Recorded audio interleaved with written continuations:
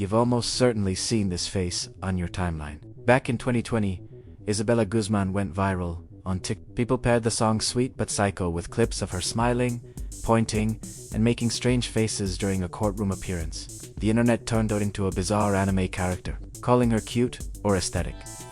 But the reality behind those smiles isn't a meme. It is a devastating story of severe mental illness and a brutal night that ended her mother's life. This is the true story of what happened in Aurora, Colorado, and why that viral clip is so much darker than you think. It was 2013. 18-year-old Isabella was living with her mother, Yunmi Hoy, and her stepfather, Ryan Hoy. From the outside, their family life seemed tense, but manageable. Inside the home, however, Isabella's behavior was spiraling out of control. After dropping out of high school, she became increasingly aggressive and confrontational, particularly towards her mother. The conflict escalated to a terrifying point just one day before the tragedy, when Isabella sent a chilling email to her mom that read, "You will pay."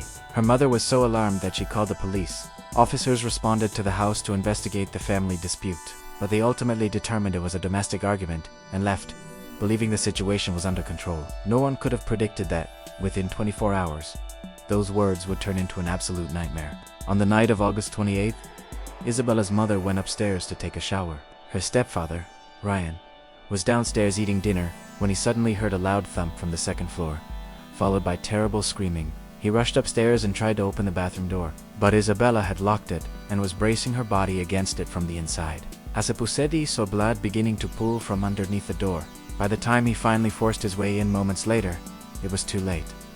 Isabella fled the scene immediately. When the police arrived, they discovered a scene of extreme violence. Yunmi Hoy had sustained 79 separate injuries. This was far from a simple struggle. The investigators described it as an act of complete frenzy. Isabella was found the very next day, hiding in a nearby parking garage, and was arrested. It was during her subsequent court appearances that the infamous behavior from the viral videos began to surface. She would grimace at the cameras, smile blankly, and point at her own eyes before pointing at the news crews.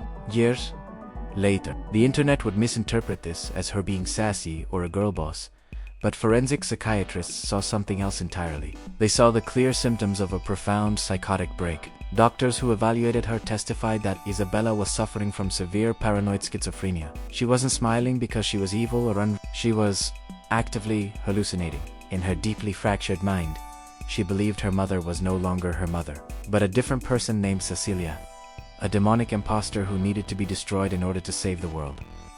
From her perspective, she hadn't killed her mother. She had eliminated a monstrous threat. Because of this diagnosis, the court found Isabella not guilty by reason of insanity. She wasn't sent to prison to serve a sentence. Instead, she was committed to the Colorado Mental Health Institute at Pueblo for indefinite psychiatric treatment. After years of therapy and medication, Isabella has stated that her sanity has been restored. She understands what she did and is now able to differentiate between her past delusions and reality. Recently, she has been petitioning the court for her release, claiming she is no longer a danger to herself or to others, and that she is ready to reintegrate into society. The story of Isabella Guzman isn't an aesthetic trend. It is a somber and tragic reminder of how untreated mental illness can shatter lives and lead to devastating consequences. What do you think? Should she be granted release? Let me know your thoughts down in the comments. Thanks for watching, and make sure to subscribe for more deep dives into true stories.